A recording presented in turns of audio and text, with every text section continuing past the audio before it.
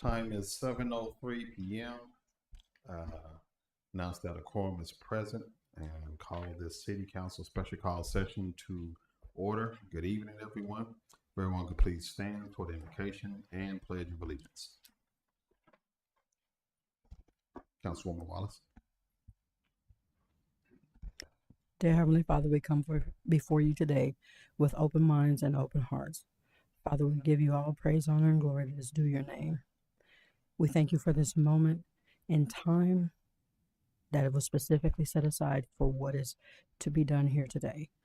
Father, we thank you for giving us wisdom and understanding. Father, we thank you for the peace that surpasses all understanding, that no weapon formed against us as a community or as individuals shall prosper.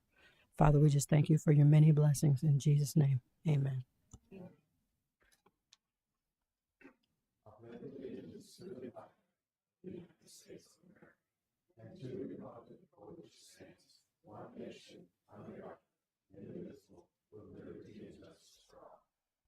All right, you may be seated. All right. Today is March the 4th, and we have opportunity to kick off Women's History Month. So we have a proclamation for that. Proclamation, whereas American women of every race, class, and ethnic background have made historic contributions to the growth and strength of our nation in countless recorded and unrecorded ways. And whereas American women have played and continue to play critical economic, cultural, and social roles in every sphere of life of the nations by constituting a significant portion of the labor force working inside and outside the home. Whereas American women have played a unique role throughout the history of the nation by providing the majority of the volunteer labor force for the nation, and whereas American women were particularly important in the establishment of early charitable, philanthropic, and cultural institutions in our nation, and whereas American women of every race, class, and ethnic background serve as early leaders in the forefront of every major progressive social change movement. And whereas American women have served our country courageously in the military, whereas American women have been leaders not only in securing the rights of suffrage and equal opportunity, but also in the abolitionist movement and emancipation movement, the industrial labor movement, and the civil rights movement, and other movements, especially the peace movement, which created a more fair and just society for all. Whereas, despite these contributions, the role of American women in history has been consistently overlooked and undervalued in literature, teaching, and the study of American history. Now, therefore, Dr. Christopher Harvey, Mayor of the City of Maynard, Texas, and on behalf of the Maynard City Council, do hereby proclaim March 2024 as Women's History Month. And the City of Maynard urge all citizens to observe this month with appropriate programs, activities, and reflections, and to continue efforts to seek gender equality and seek to improve the lives of all women. In witness hereof, I hereinto set my hand, cause the city of Maynard to be fixed this 4th day of March 2024. Dr. Christopher Harvey, Mayor, City of Maynard.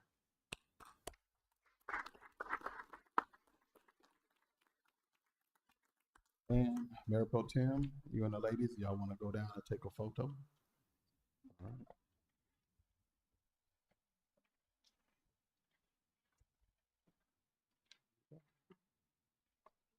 Mm-hmm.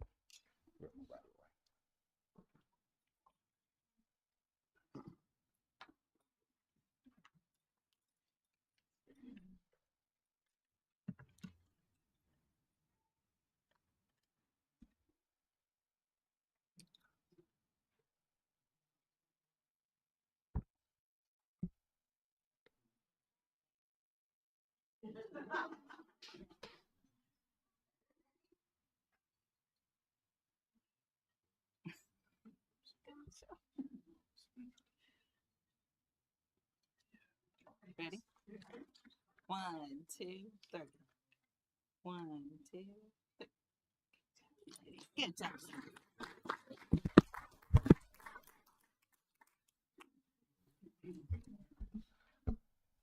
we definitely appreciate you ladies' leadership and contributions to council and to the city. Thank you for all you do.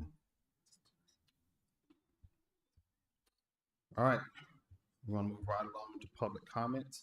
Public comments, non-agenda item public comments are on the white card. Comments will be taken from the audience on non-agenda related items, topics for the length of time not to exceed 3 minutes per person. And then agenda item public cards, which are the yellow cards. Those items will be taken from audience on non-agenda and agenda items combined for length time not to exceed 5 minutes total per person on all items, except for public hearings. Comments on public hearing items must be made when the item comes up before the council and must not exceed 2 minutes per person. No action or discussion may be taken by council during public comments on non-agenda items. To address council, please complete the white and yellow card and present it to the city secretary or designee prior to the meeting beginning. All right, we'll start with Mr. Robert.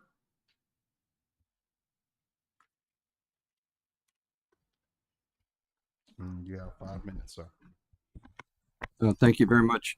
All right, class. My name is Robert Battle. I'll be teaching today. Today's subject is graft, corruption, and theft in small towns in Texas, including Manor, Texas. What's happened here is that Ring Road is a road. It's not a park. And for us to take $50,000 of our parks fund to put in a road for a developer is not appropriate. The city manager should not have noticed that. The police department should notice it as well. What happened was that Barth Timmerman sold this property to a developer, and I think he said, and the city will put in your sidewalk for you. And then as it comes to be, that wasn't going to be the case, so I think Scott Dunlap decided to ask Sonia Wallace and Aaron Marino to have a parks meeting, and of course the Parks Committee always meets in secret. If I'd been there, this would not have happened. This is why it's a governmental body. There's supposed to be public meetings for every committee of the parks. And then they got Matt Woodard to enter this as something that we should spend parks money for Timmerman Park to put in a sidewalk on Ring Road. I don't think just because the mayor lives on Ring Road, we need to put a sidewalk there. That money should be taken out of that allocation and it should go back in the parks fund. End of story. Now, let me tell you another way that the city is wasting money. This is a 3-page insert about this new project for a sports entertainment study. Now, when you were asking for $250 million for bonds, the type was like teeny, teeny, teeny. Notice how big the type is here. 3 pages. This is in reality a giveaway to Dory West so that she will not say any bad things about you guys. We don't have a real newspaper. We have a PR rag, and this is the way you guys control the narrative. This should have been a half-page thing linked to a website. But since we have probably the laziest IT department on the planet, you decided to go with 3 pages. This probably cost $4,000. That's wasted money. Plus, the even more funny thing is, do we really think that the Madison Square Garden CEO is just going to happen to come to Manor and happen to go to Walmart and happen to pick up a newspaper on his way out? Do we really think that that's how these things get done? That's why all these planners that have credentials really are kind of out to lunch sometimes. Now, I'd also like to talk about the words historic district. Have you guys figured out what historic district means yet? Well, I think if Scott Dunlap had told Freese and Nichols, that was historic Main Street, they wouldn't have tried to put 3-story boxes and turn it into 6th Street Austin downtown. This ugly box over here, the Eric Davis 3-story box, shows you what they want. That's what they want on both sides of Parsons Street, and 3-story parking garages at each end. The picture that's in the comprehensive plan is what they want. I don't care what they tell you when they wrap you around their finger and tell you that that's just an illustration. That's not just an illustration. They probably paid an artist $6,000 to come up with that. That's what they really want. That's not what we want. We want a little historic, old style 1850s, 1890s Main Street. That's what James Maynard established here. James Maynard built this town and gave all the land here. And he's due respect by not putting a townhome on top of a black person's grave. That's why I say that really what we celebrated in February was Maynard erase our black history, erase our Black History Month.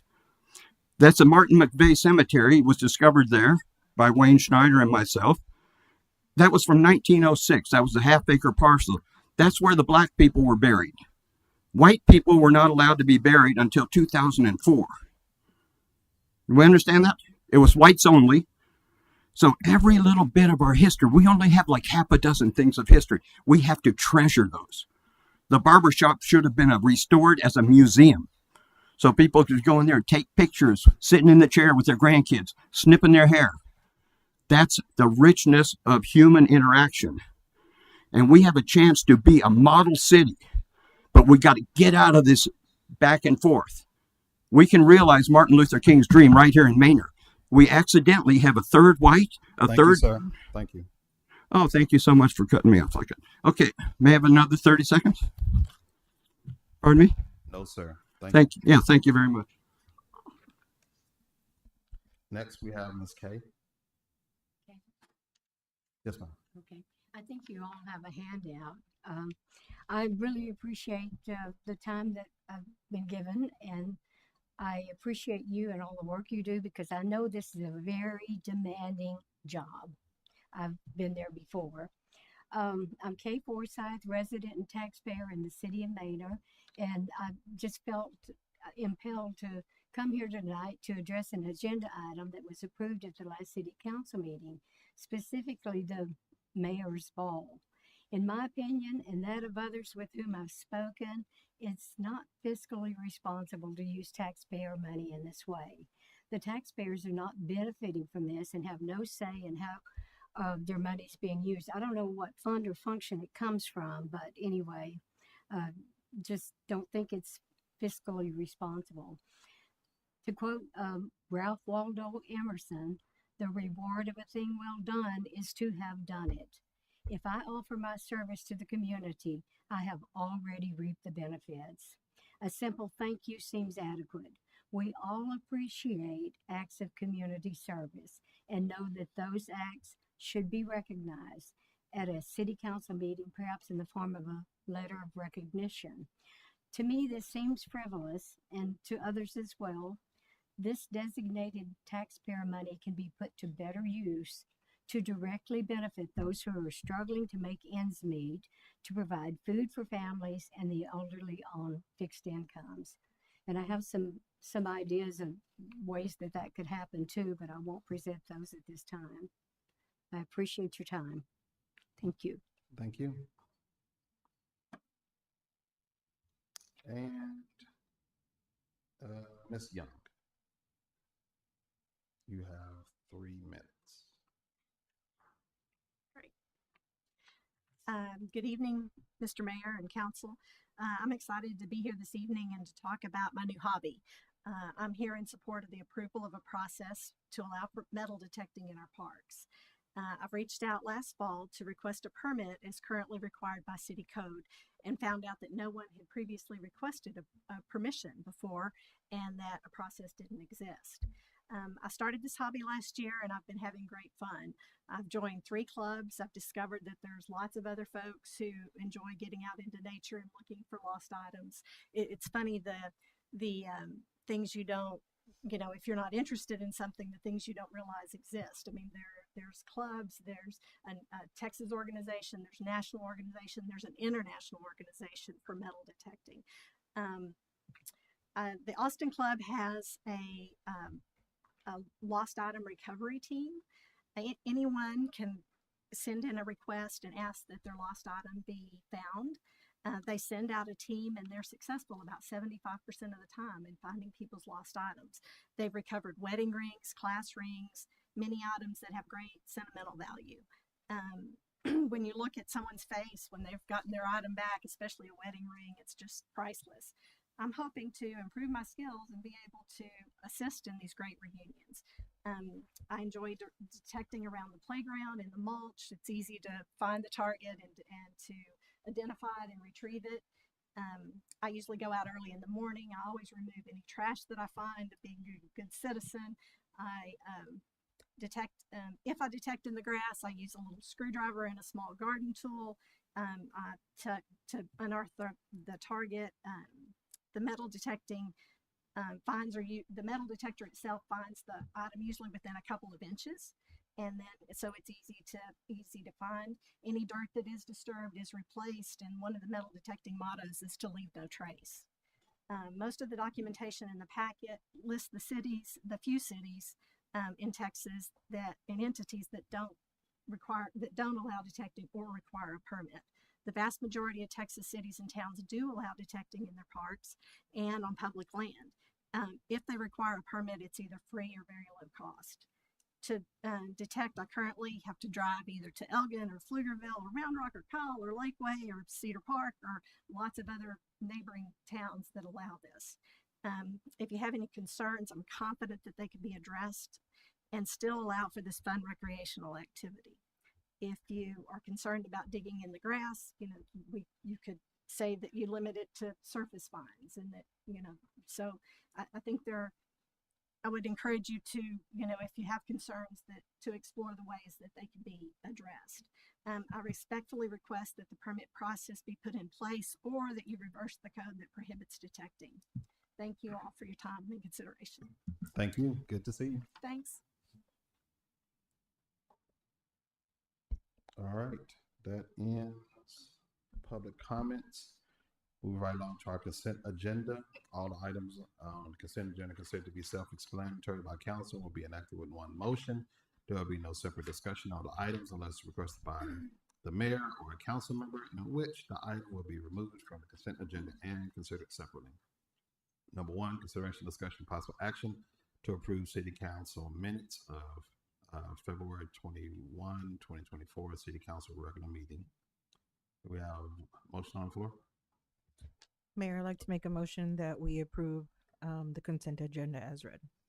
All right, we have a motion on the floor by Councilwoman Mescore. Is there a second? Second. We have a second by Councilwoman Weir. Any questions to the motion? Any questions to the motion? Being none, all in favor? Opposed, motion passes unanimously. Moving on to the regular agenda item. Let's see, second and final reading, consideration, discussion, possible action on an ordinance rezoning Dominion Development, one lot on 15.42 acres, more or less, and been located at 12200 Tower Road, Main, Texas, from IN1 Light Industrial to MF2 Multifamily 25. And we have a presentation. Come on up, sir. Come on, David.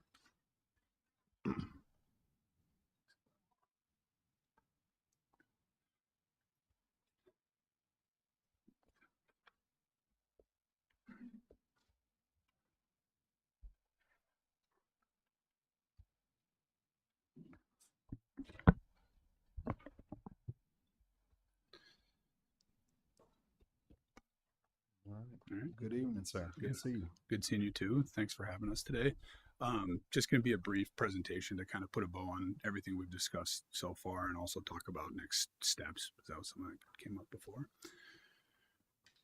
So the short of the side is we like this location because we think it provides a buffer between the adjacent uses, and we also know it's consistent with the plan for this area. So that's kind of the gist of the zoning related stuff. This is a condensed version of what was requested or discussed. It came up in questions at the last meeting, outlining next steps. So the big two things that we have on our horizon are the memorandum of understanding between the developer and the PFC, and then also the development agreement for the property. So we anticipate, if everything goes through tonight, we'll get rolling on those right away. Those are going to be negotiated between the city's advisors, planning on the development agreement, and then the financial advisor and bond counsel for the MOU. We expect it to be a 45-day process, and then once we think those are in good enough shape, we'll bring them forward for your approval. The MOU will outline kind of the basic terms of a partnership agreement that will be entered into at a later date and approved as part of the transaction documents. And then the development agreement will cover things such as building standards, concurrent reviews of plans, And then also any variances from the base MF2 zoning code. And then, I think back in October, we discussed with y'all the financing inducement we needed to apply to the state for our funds. We now expect to receive those in June, at which point we'd have 180 days or 6 months to close on our financing. We expect to receive that in June. Shortly before that, we'll start talking to different banks and investors about financing our project. And as part of the MOU, y'all will be able to kind of consent to whoever it is we choose. And then we'll start due diligence with our lender and investor. We'll start putting together draft documents. And then we'll run that process for a few months. There's a lot that goes into that, like construction bids and construction contracts and a lot of lender applications. And then once those are kind of in good shape, we'll bring forward the transaction documents for y'all to approve. And that'll kind of serve as the final approval of the transaction and the documents. And then we'll start construction shortly after that, once we receive our building permit. And we expect that to happen in mid-November, and our closing deadline to be early December. And happy to discuss if there's any questions. Tried to keep this short. There's a lot of different things that go into it, but these are the big ones where y'all would need to take action. Any questions, council members?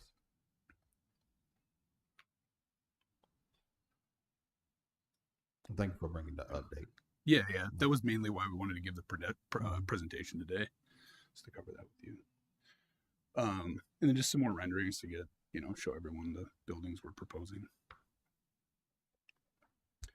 And then just wanted to say thank you to everyone we've discussed with so far. Y'all have encouraged us to make improvements to the plan. Sorry, that's a really strong word. I didn't mean it that way. Encouraged us to make updates to the plan.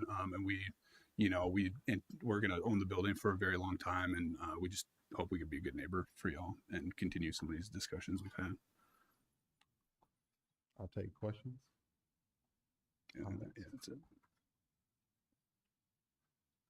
I would like to say that I think I guess, I'm not sure if these are the new renderings that took into account some of the feedback that was received, I guess, recently from some of our residents as well as planning and zoning, and you incorporated it in here. So that's cool. Thank you. Thanks.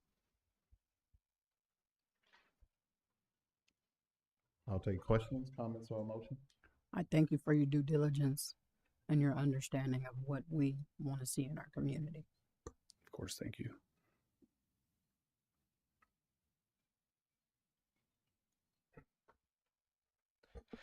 Mayor, Council, I'd like to make a motion that we approve the second and final reading of ordinance number 732, rezoning the Dominion Development 1 lot on 15.42 acres, more or less, and being located at 12,200 Tower Road, Manor, Texas, from light industrial to multifamily.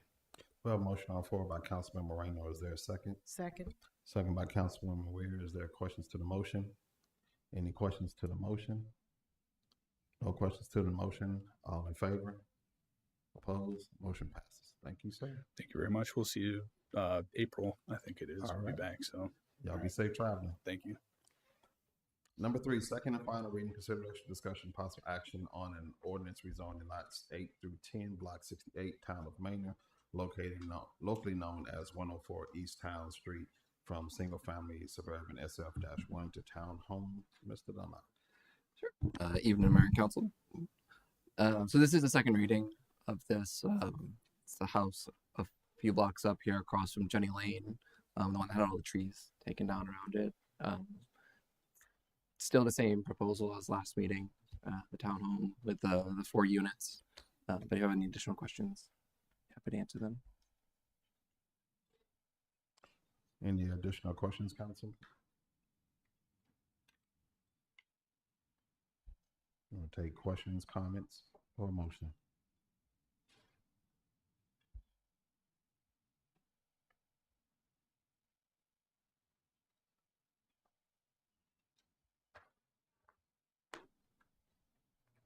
Mayor, Council, I'd like to make a motion that we approve the second and final reading of ordinance number 733, rezoning lots 8 through 10, block 68, town of Manor, locally known as 104 East Towns Street, from single family suburban SF1 to townhome TH.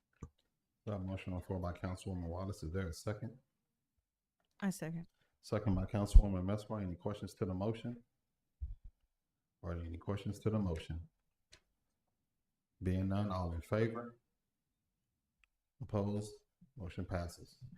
Moving right along to number 4, consideration, discussion, possible action on the ordinance amending the Manor Code of Ordinance Appendix A fee schedule by establishing a special events permit fees. Ms. Yolanda, good evening. Hi, good evening, City Council and Mayor. This is in regard what I presented on February 7th, past City Council meeting regarding the special events vendor proposal with fees, with the schedule and study and analysis of fees schedule for other cities. They're similar to ours event fees. We have considered some of the fees here based on what our vendors usually pay in similar and around areas, markets and event. So it still will be affordable across. We're still on the lower end. So yeah, see if you guys will approve it. We'll take questions or comments, council members.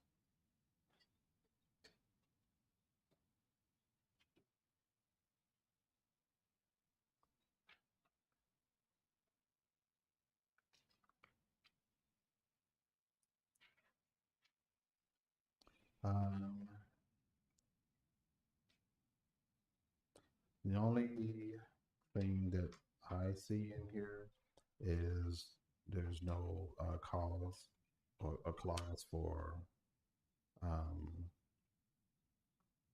special circumstance. So the language in section A 5.003 special events permit uses the word shall. So that means that there's no option for anyone to petition council or for a waiver process in a special circumstance. Well, we do have nonprofits and community groups. Usually councils will consider those type of special circumstances for nonprofit and community groups. Therefore, they already do not have a charge. Well, no, I understand that. I'm not talking about nonprofits. I'm saying if there arises a case where we just don't have the option, so this locks us in. So should there be a situation where we want to do something different for a vendor, we will not have an option to waiver it. This becomes required. And so I would like to see some language that gives the city manager or council an option to waive it.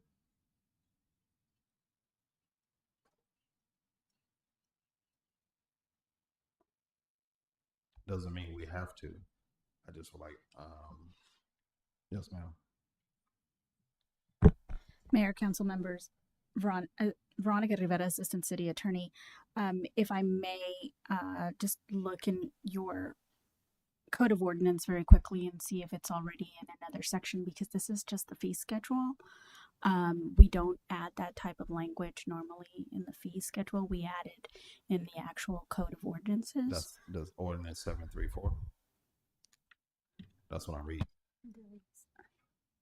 This ordinance, right? Ordinance 734 is just amending your fee schedule, which is in your code of ordinances. It's adding this section. Okay. And so let me just make sure that it's already in another location, and if not, if you can table this for like 5 minutes. Right back to it. Okay. Thank you. Do we need a motion to table? Okay, we have a motion to table and revisit tonight before executive session. So what would that be? Item number what? Number 4. Mayor, council. No, I'm talking about before. Last item was number 7 or 8. Yeah, so after item 8. Mayor, council, I'd like to make a motion that we table item number 4 until later on in the meeting after item number 8. We have a motion on the floor by Councilwoman Wallace. Is there a second? I second. Second by Councilman Moreno. Any questions to the motion? Any questions to the motion? Being none, all in favor? Opposed? Motion passes. We'll see that one in a little bit. All right, moving right along. Consideration, discussion, and possible action on a change order to the construction contract for the one-time BCT funded paving improvement project. Yes, ma'am. Good evening, Mayor and Council. As y'all recall, y'all awarded the contract, I believe at one of the January meetings, and y'all had come back with the request to modify the median in Lexington over by the McDonald's. And so this is a change order to basically, we're going to take out portions of the median, and then we're going to extend striping and put those delineators to force people to go further up before they turn left. So it's going to increase the left turn lane onto 290, and it'll make it safer for people who are making U-turns. And so, like I said, this was at council's request. We got the numbers from the contractor. I reviewed them. They look good for the work being proposed. Did we get any type of traffic analysis to ensure that what we're hoping is going to definitely make it safer? We did not look at that, but with the delineators, it will make it safer because you've got people making U-turns right now, right near the Starbucks entrance or exit and entrance. Mm-hmm. So this is going to push them further up towards Hill Lane, to where there's more space for them to make the U-turn, and it'll force people to cut through on Hill Lane as well. Okay, so they'll either have to turn at the. So you said they won't be able to turn at the Starbucks intersection? Correct. It'll be further up. It'll be actually, that access road that runs behind the McDonald's that comes out. It'll be pushing it to that intersection. Yeah, that's fine. Yeah. Okay. Yeah. So that, and basically that'll just make it, if not, you've got sharp turns. I admit I've had a close call with people leaving Starbucks when I've made that turn. So. Okay. Questions, comments, council members? Oh, I guess a comment that goes along with that one. Not sure. Further up Hill Lane, is that, further up the hill or further up to Hill Lane? You were saying that it was going to be extended to make the U-turn. Well, all it's doing is forcing people to turn onto Hill Lane, or they can still make the U-turn, but it's a little bit safer because you're further away from people exiting Starbucks. So like you might as well just take Hill Lane if you're gonna. Yes. Yeah. Which means you come out at a different light, but there's so it may help alleviate some of the traffic too on Lexington because that light does back up.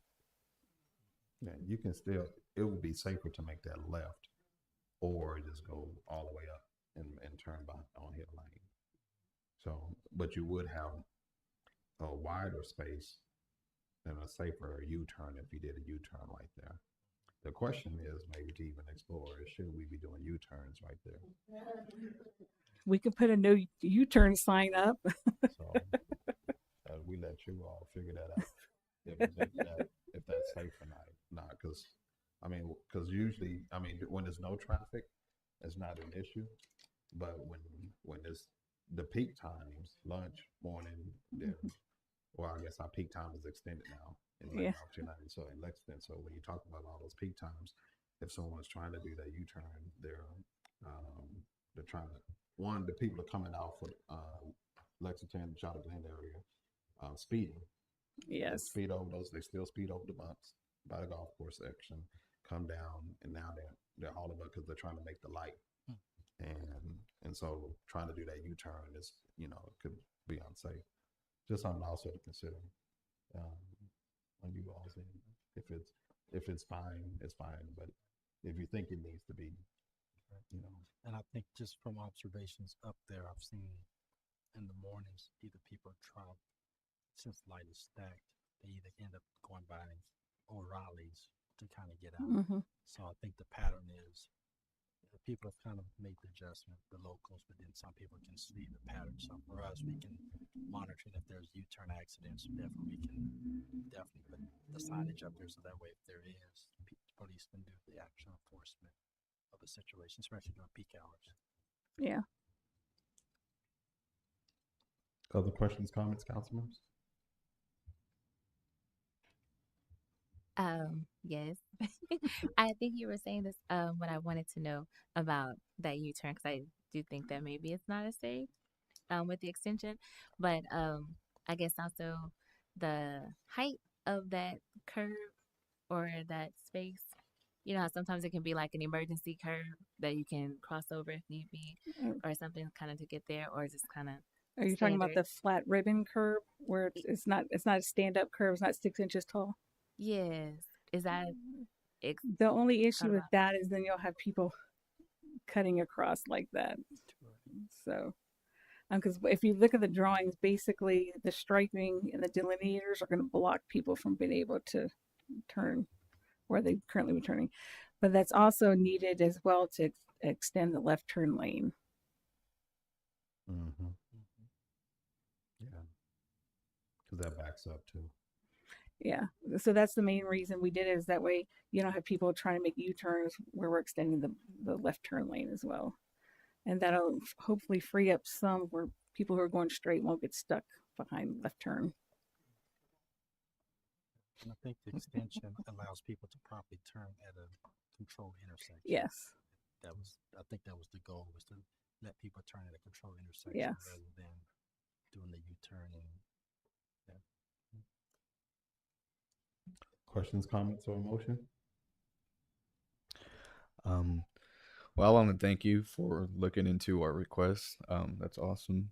With that being said, Mayor Council, I'd like to make a motion that we approve change order number 1 for the one-time BCT funding paving improvements project in the amount of $69,334.65. We have a motion on the floor by Councilmember Randall. Is there a second? I second. We have a second by Councilman Wallace. Any questions to the motion? Any questions to the motion? Being none, all in favor? Opposed?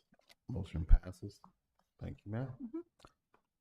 Consideration, discussion, possible action on a memorandum of understanding, MOU agreement between the City of Maynard and Pflugerville ISD, PFISD.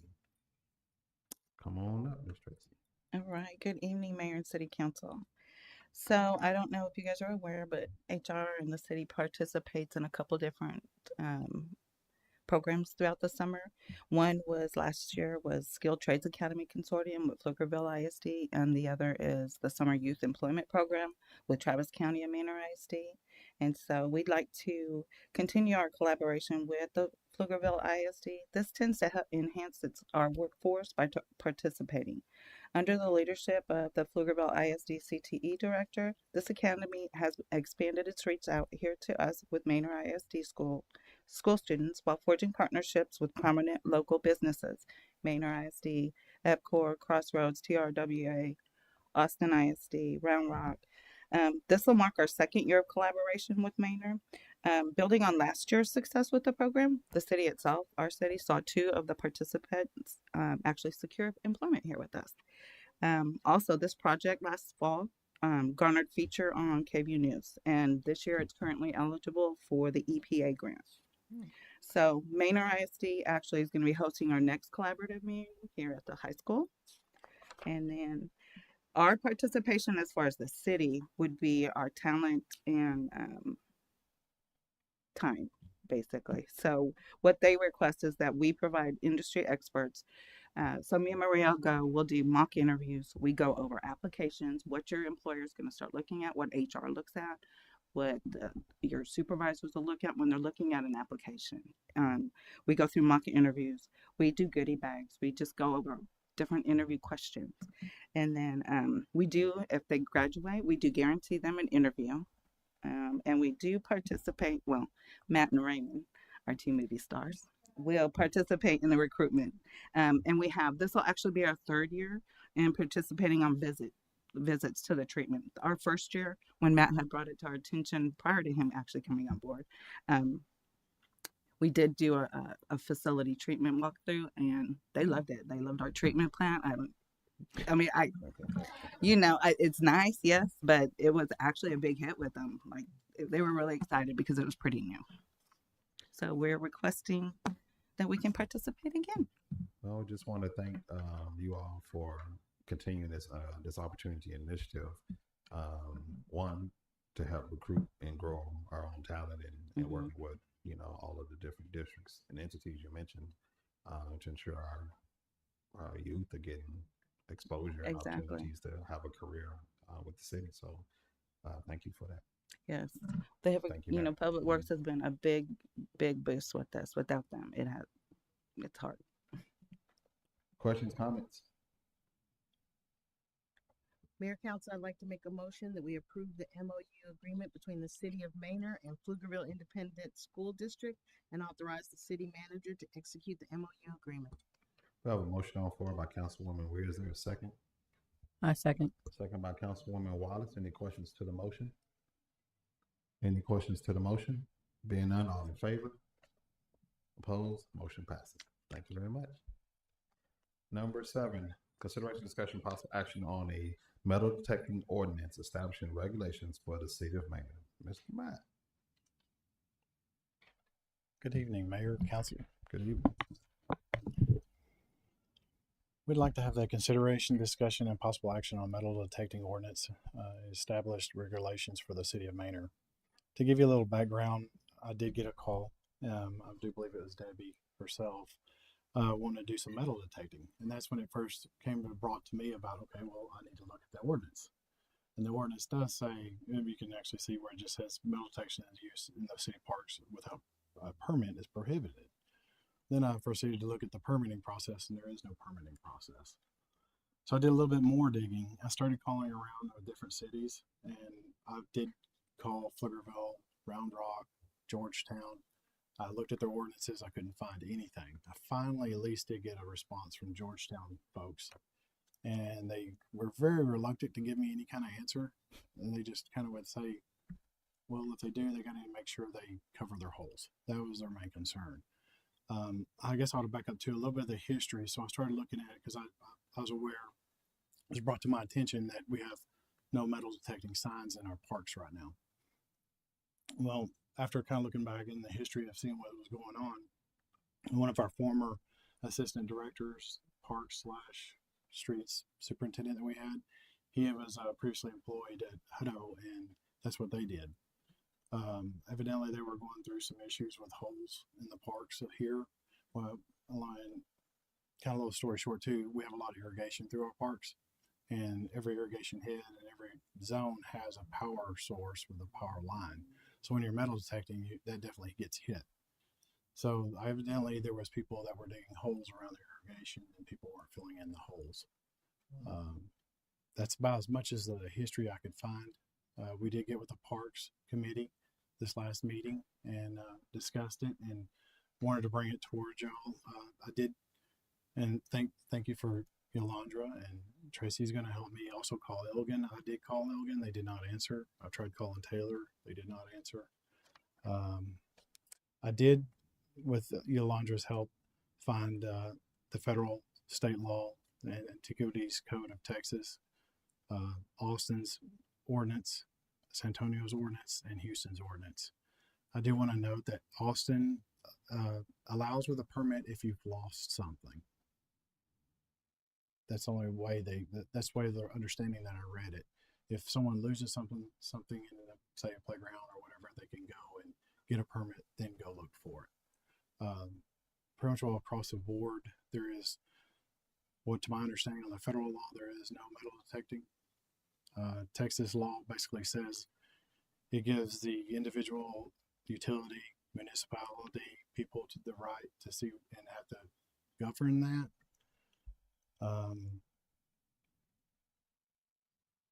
But that it also falls down on the Texas law that there are certain things that you have to go through. You have to definitely go through the Antiquities Code of Texas, which is also the Texas Historical Commission. If you find something or do anything, especially with any city or anything, you have to let that entity know that you found something, and then either they get some kind of cost with those findings, or if it actually goes to the Antiquities Code or the Texas Historical Commission, and if there's actually artifacts there, basically they take over. Austin, I've already told you about that. San Antonio has designated areas, and certain parks are not allowed, and they require no tools whatsoever for digging. Houston does not allow it at all. Talked about the irrigation issues. The one thing that I did find out though is beaches are legal. That's about as far as I've really been able to say, okay, where is it actual legal you can go to? And it's very, and I do remember talking with Debbie as well, is that is one spot that's legal to go to. But then again, if you find something, you have to go through all those chains to make sure. If you find something, you have to report it.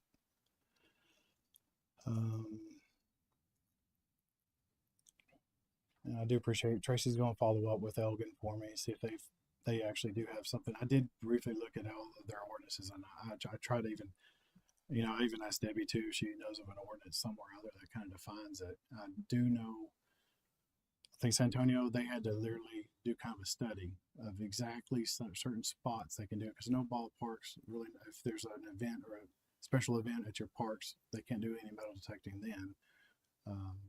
So there's very limited spots, but we would have to identify those certain spots, come up with a fee structure, all the guidelines, and also be able to follow all the rules and regulations with the state, federal, to Texas Historical Commission and Antiquities Code of Texas. Just to kind of let you know too, once we start digging into this, we also, with help with Yolanda, we started looking at the ordinances with the Parks and Recreation. And we also started looking at the permit side of the vendors. There's a lot of overlapping kind of stuff that we want to try to clean up on that as well. So I don't know what direction y'all really want to go. I know right now we have no metal detecting in our parks as far as the signs. But if you want to give me guidance of what kind of fee structure and exact spots, or if you want us to do a more of a study on it, we can. Questions, comments, council?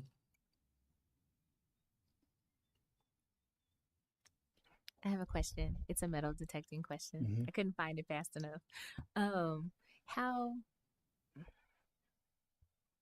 What is like the length or depth? That's the word. What's the depth that a metal detector can? And I'm sure there's probably other people more qualified to answer, but I've done enough metal detecting as far as looking for manhole lids and meter lids and stuff. I've been able to find them probably close to a foot deep. Yeah.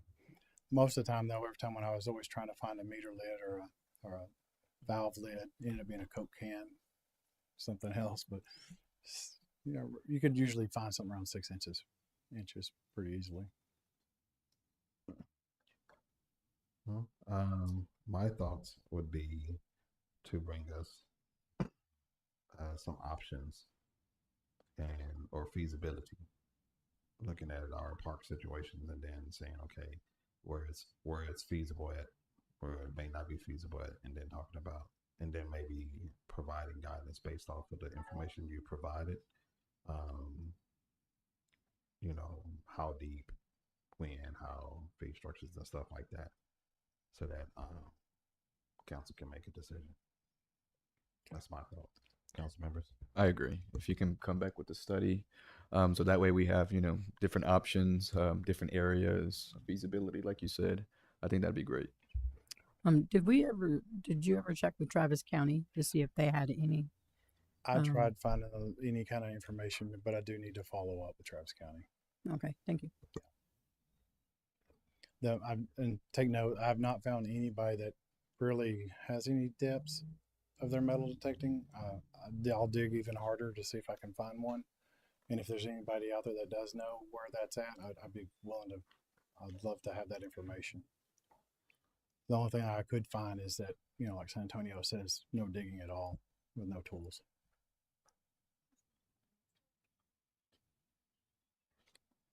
I'd like to have some more information as well. Give us some options. Yeah, I know it's hard. I can tell that you've really been searching and looking with these other cities and stuff, but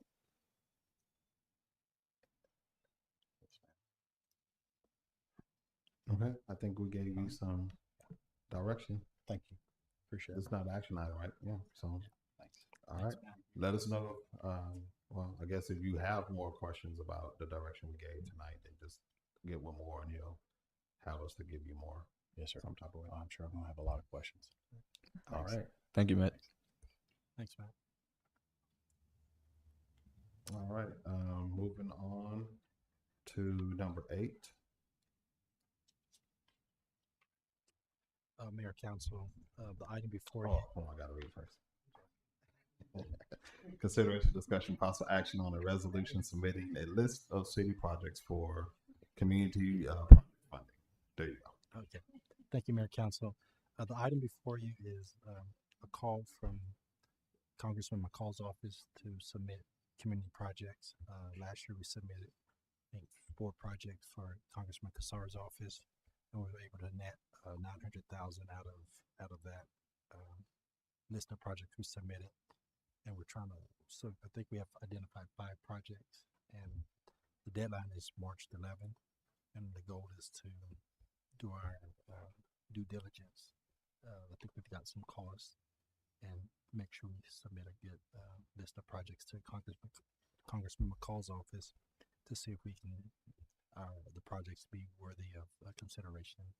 And I think what we're looking at is a lot of infrastructure, things we've talked about, projects that are on our capital projects list, but these projects will be more in his district. It's east of Old Kimbrough, south of 290.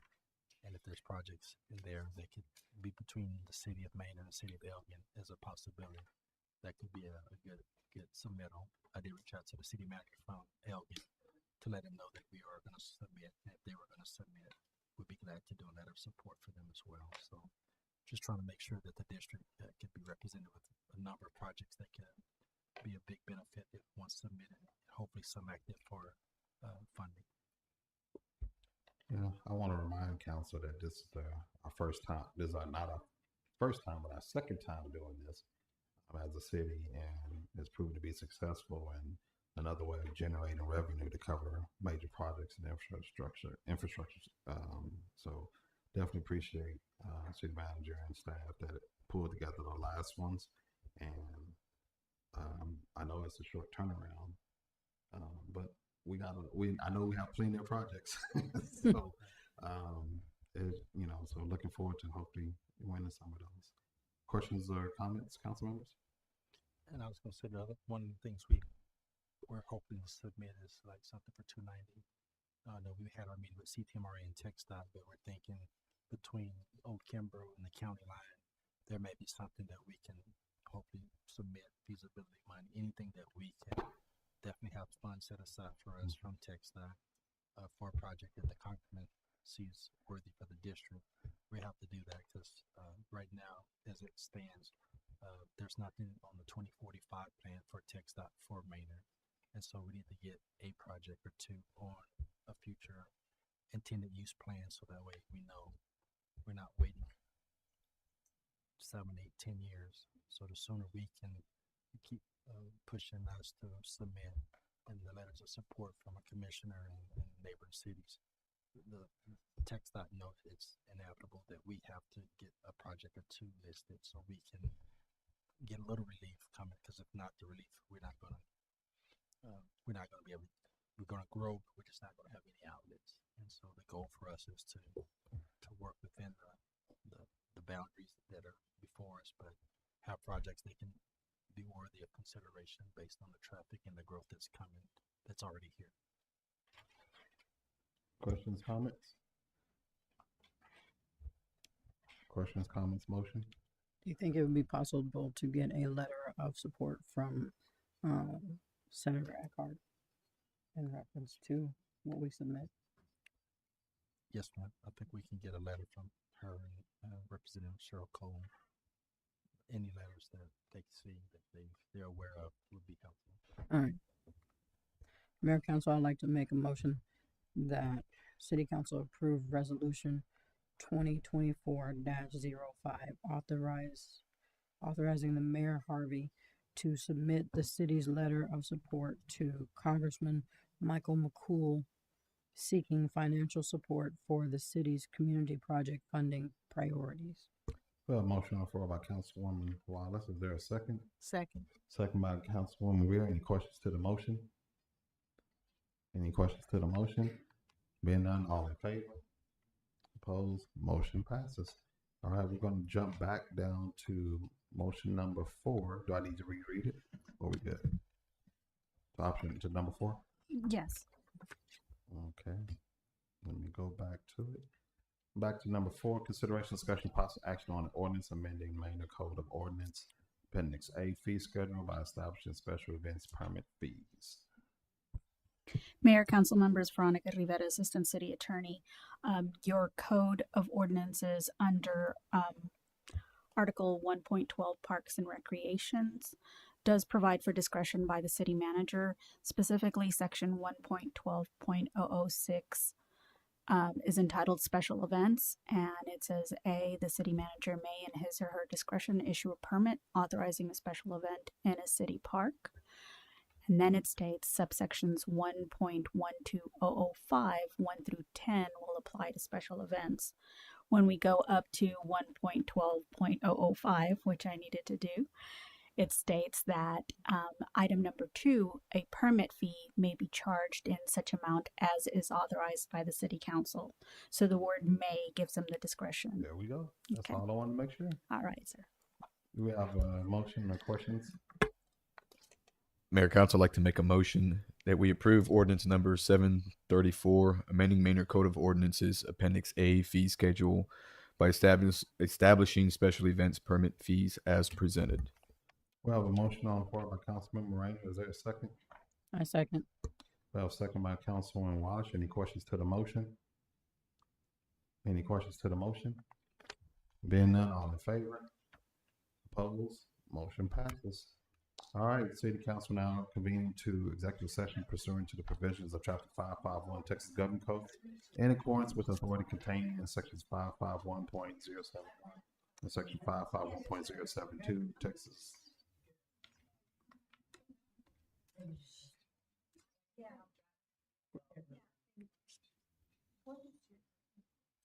Sorry, that's the teacher in me. Section 551.071, Section 551.072 Texas Government Code, and Section 1.05 Texas Disciplinary Rules of Professional Conduct to consult with the legal counsel and to deliberate with the real purchase of property, and Section 551.071 and 551.087 Texas Government Code, and Section 1.05 Texas Disciplinary Rules of Professional Conduct to consult with legal counsel regarding child abandonment development. All right, there you go.